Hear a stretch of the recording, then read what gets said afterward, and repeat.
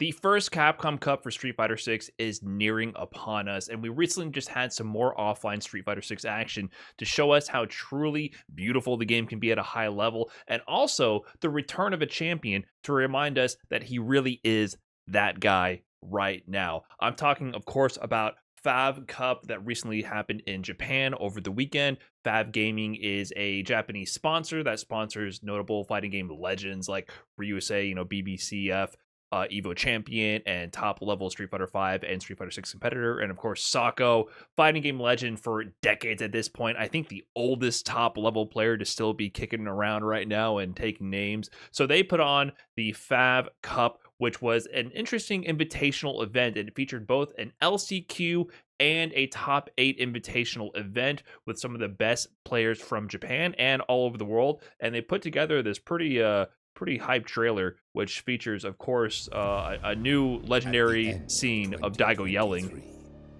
People from all over the world get together. We call them fighters. Fighters, that's what we call them, of course. Be prepared for the unexpected.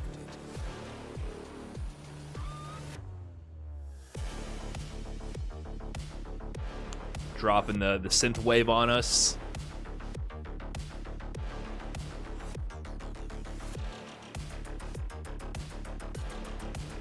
I dig it. I like the music. Everything can end within seconds. It's all or nothing. Instant classic. The time is coming. I got to see the behind the scenes footage of how they got Daigo to yell into the camera like that, because if there's anything I know about Daigo, it's that he is not one to put on a show and properly act like you're supposed to in these kind of situations. But sick trailer, and shows off some of the players that they actually invited to the event, because it wasn't just a invitational top 8 event. There was an LCQ, so some of the names that were mentioned in that trailer, players like Idom, Big Bird, Kaba, and others, they were invited, but they weren't invited to participate in the top 8. The actual top 8 consisted of 7 pre-invited players, which were Tokido, Mena RD, Oil King, Sako, Angry Bird, Daigo Omehara, and Knuckle-Dew. And so the other players, they were invited and brought out to travel to Japan, but they were participating in an LCQ, which would determine that final spot, and that's who Oil King would go up against in the top 8. And I'm telling you that this LCQ is probably the most stacked tournament that we have ever had for Street Fighter 6. It's arguable. Obviously, Evo is up there,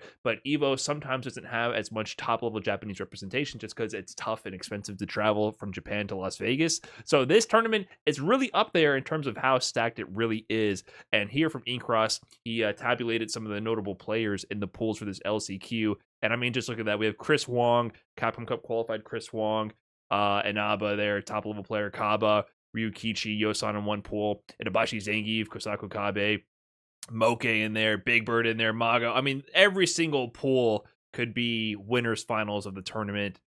Easy top 8, top 16 match. Players like Phenom and Kakadu in the same pool as well. So it's just a ridiculously stacked LCQ. In fact, it had almost 300 players entering it. And if you just scroll through the names, you're going to recognize top players from all walks of fighting game life, competing all under the banner of Street Fighter 6. And at the end of this LCQ, one player reigned supreme, and that was Moke. Moke has been having a really strong competitive year, but has been flying a little bit under the radar. Moke was a newer player in the scene during the Street Fighter 5 era. He got top 8 at Evo in 2017. He won the LCQ for Street Fighter 5 Capcom Cup in 2019, I believe, as well. Double check me on that one. But he's been to Capcom Cup multiple times, performed very well, and has been a really strong competitive player internationally and in the Japanese scene. He got 9th at Evo this year as well, I believe. So he's been placing really high at a lot of events consistently, and has actually, cracked my top players in my fake CPT point system. We have here Moke, top 8, 300 points here with several top 8 appearances. So Moke has been doing really, really well, but he hasn't quite had a big win so far this season, and I think this LCQ win put him above the rest of the field and said, hey, Moke is here to play. He's definitely one of the top level players in the game right now. And if we take a look at his bracket path here, he had a lot of notable wins to get. Of course, if you're gonna win the LCQ in this kind of event, you're gonna have to take out some big names. Wins over Ryusei, FAV Gaming. He took out one of their sponsored players in their own tournament. Win over Goichi. Took out Big Bird right there 2-1, and then in grand finals had to go up against Gachi-kun, the Capcom Cup qualified winner of CPT Singapore Gachi-kun, and beat him in winners finals and in grand finals as well. This event was a little weird because it was all first to two the whole way through, including winners and grand finals, including in the final top 8 tournament after the LCQ as well. Everything was first to two, which I'm not a huge fan of. I feel like it kind of made the matches go by a little bit too quickly without giving times for players to adapt. But that's how they decided to run this event. They did the whole LCQ and the final top 8 all in the same day, so time restrictions may have come into play right there. But I think there's also some other big takeaways from this event. We had players like Kaba coming out, one of the invited players, cracking top 8 in the LCQ. Big Bird with a really respectable 5th place finish. Higuchi with his strong guile really coming into form here with 3rd place, and Gachi-kun showing his consistency amongst the top level competition with the 2nd place. Nemo and Fenrich there doing big work with their JP. Ada is still around. Ada has always been kind of an enigma to me. He's always been so strong whenever he decides to show up. You don't really see too much of him in between these big events, but he always casually kind of like breezes into a top 8, and he's always one of the nuttiest players on the planet, and his offense is just ridiculous. So big shout out to these players for making really deep runs in an extremely stacked bracket. So really cool to see, especially players like Kaba and Big Bird being invited out to Japan and going really far in the brackets. Other big upsets, Kakadu actually was in this bracket and was one of my favorites to go very far. He was put into losers early by Phenom. Phenom actually beat him in his pools, and then Kakadu was taken out by Mago in top 32, so he didn't get to go too far. Another big storyline, looking at the brackets, you can see NL here actually had a big win over Fudo. Fudo, before this tournament, was looking absolutely unstoppable in Japan. He was practically on an unbeaten streak after the World Warrior number 3 event. He won 2 World Warrior qualifiers in a row, then won the regional finals in Japan to qualify for Capcom Cup, and during that process, he had like a 90% game win rate. So NL taking out Fudo is definitely a big win. And then he also took out Chris Wong, the winner of CPT France. Chris Wong at 2nd at CPT Singapore to Gachi-kun, won CPT France. So Chris Wong was also on a really big hot streak, and he beat him in the Luke Mirror. So NL took out 2 Capcom Cup qualifiers back-to-back here. Kabe as well before dropping to Higuchi. So a really good run from NL. And there's lots of storylines like that deep in the brackets and in the stream archive. So if you want to check out the footage, I highly recommend looking at it. Tons of high-level gameplay, tons of high-level matches, and lots of interesting storylines before it all shook up with Moke eventually taking that qualifying spot. But of course, that takes us then to the actual final bracket. So Moke is the person who went up against Oil King in the initial final top 8 here, and then the matches played out. And here's one of the big rounds from Moke in the tournament, just showing how good he was playing. After going through a whole tournament like that, an LCQ with 300 people in top level competition, it could be easy to be exhausted, but look at his gameplay here in the top 8 that follows. This cannot be. This cannot be. No. That was smart because he attacks the drive gauge with that super. He's got a lot of drive gauge to utilize. He finds the overhead in Moke. He kills him. Somehow pulling off the comeback over Oil King with the wake up level 3 to pull it off. And Moke, put Oil King down into the loser's bracket and continues on in his run and just showing a lot of good gameplay. But eventually the bracket whittled down to, of course, Angry Bird versus Tokido. Now, these two players were playing unstoppable with their Ken play. Tokido showing that he's still around, even though he hasn't earned that big win in Street Fighter 6. He was there in the EVO top 8. He's always making deep runs. He hasn't quite qualified for Capcom Cup because the competition is just that stacked. And then Angry Bird, he's the EVO champion, 2nd place at Gamers 8. We haven't actually seen him in a high-level situation in quite some time. He had his big win in the very beginning of the season and has been at home practicing, grinding, doing streams, and putting out YouTube content. But he hasn't had a chance to remind the world, hey, I'm that dude. But eventually whittled down to the grand finals between these two players. Tokido actually put Angry Bird into losers. Angry Bird reset the bracket, and we had some amazing clutch moments after that point. So this is after Tokido's up 1 game in the grand finals, Angry Bird trying to tie it up. Look at the awareness. In burnout, buffering the DP, half screen away, DP to the fireball.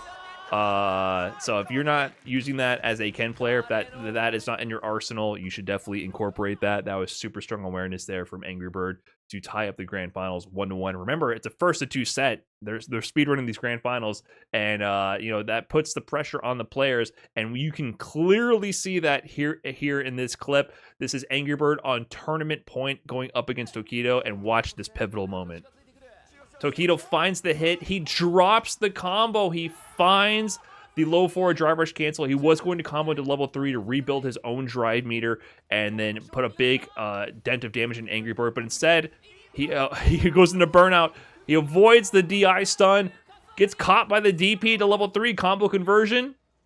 Jump over, and Angry Bird finds the final hit. What a tense moment from these players. I mean, the defensive decision-making, we go back between this, that drop was so crucial from Tokido. He tried to go for the sneaky DI reset right here, and then Angry Bird made the executive decision to immediately be holding up forward to avoid the stun. And then I just love the awareness here from Angry Bird. He just manages to hold on to his ground, get the pressure going, barely misses the corner there to get the stunner already, but he was already Angry Bird backing up into the proper range to get this DP anti-air into level 3, which gives him this juggle extension. And then he does the jump over. The jump over in that moment is very tricky because it avoids the level 3 and avoids wake up DP and can also bait throw tag. So basically, to stop this as the defending player, you kind of have to be committed to holding down back and not doing any offensive action, which is scary when you're in burnout and close to chip range and throw will kill you. And then he does it again to bait the wake up level 3. So Angry Bird was just incredibly clutch with his, his suffocating offense, but also amazing defensive decision-making right before that moment. And Tokido with that crucial drop was suddenly in a position where he had to swing for the fences, and Angry Bird capitalized and reminded the world that he is indubitably that dude. It's been a while since we have seen Angry Bird at a tournament of this level, and here we have him proving that he is the Evo champ. Don't forget, he is that guy. Angry Bird in first place. Tokido with his Ken in second place. Moke, though. Moke, like I mentioned before, had just such an amazing run. He won the LCQ and eventually ended up in third place in the finals. If we look at the actual detailed bracket, he put Oil King into losers 2-0. He lost to Tokido 2-1, dropped to losers, took out Knuckle Dew, took out Oil King again, then lost to Angry Bird 2-1 for his third place finish. The only people to beat him in this tournament were Tokido and Angry Bird, first place and second place, and they both beat him 2-1. So he took a game from both of these players. It shows how close Moke really is. So Moke, I think, is kind of the MVP here. Winning the LCQ and going on such a great run is no easy feat. So big props to Moke, showing that he is a huge threat in the upcoming CPT Japan, and definitely one of the players to look out for who might qualify out of that region. Daigo was in this bracket, of course. He put Knuckle Dew into losers round 1, but was taken out by Angry Bird and then eventually Oil King. So big props to Oil King for that big win. My boy Knuckle Dew dropped to losers early, but took out Sako before losing to Moke. Mena RD, though, he didn't have his best performance this event. He was put up against Tokido round 1 because people just love the Mena RD Tokido rivalry. He drops to Tokido this time and then loses to Oil King 2-1. So Mena RD, not pleased with his results, of course. How could you be? He's a competitive player. He wants to always win. But I think he can bounce back from this. He's already in Capcom Cup. I think he's cooking up what he's going to bring to the Cup, and we'll see how this actually shakes up in the end for him. But looking at these results, this is my CPT 2023 points edition formula that I've been bringing up. So this is a theoretical points system. If we had a traditional point system with all the big events that we've had over the year, where would the players rank theoretically using the old 2019 point system? So I had already shown that Angry Bird with his Evo win in second place at Gamers 8 would be ranked the highest with this point system, and just chalk more up to Angry Bird, man. He really showed early on that he had figured out the Street Fighter 6 meta, and like I said, it had been tough to call where he really placed at this point in time because it had been months and months and months since we've seen him up against international competition. But he proved this weekend that he is still the best of the best, and is looking in prime form going into Capcom Cup to really take the whole thing. And the other thing to note, Moke was there in my top 8 as well. Not qualified for Capcom Cup, won the LCQ, in FAV Cup here, got 3rd place, not qualified for Capcom Cup. Tokido also in there, not qualified for Capcom Cup, and he got 2nd place at this event. So there's lots of big names that were in this bracket and did really well who have not made it into the cup and are at risk of not making it. Because currently from Japan, we have Fudo, who qualified through the regional finals, and then Gachi-kun, because he won one of the open bracket offline events. There's only 3 of those: EVO, CPT France, and CPT Singapore. Gachi-kun won CPT Singapore. So currently from Japan, Fudo and Gachi-kun are qualified. All they have left is next weekend, the CPT Japan online premiere, which has over 700 people signed up for, which may be as stacked or more stacked than this tournament we just saw here. So going into that, it's really hard to call who's going to take it. Tokido and Moke are looking great, but of course, with that many top-level players, 1st to 2 until top 8, it's going to be so tough to call. I wouldn't be surprised if Moke goes on a deep run and takes it. I wouldn't be surprised if Tokido does it. I wouldn't be surprised if it's a player who hasn't had a tournament win or a good performance all year who takes it. It's so hard to call. It's going to be an amazing tournament to watch. Super stressful for the players, but someone will be crowned the champion of that event and go on to represent Japan in the Capcom Cup, and they're going to be a monster, whoever it is. So it'll be interesting to see how this tournament kind of prepares those players for that qualifier coming up and how this kind of influences who places first in that event.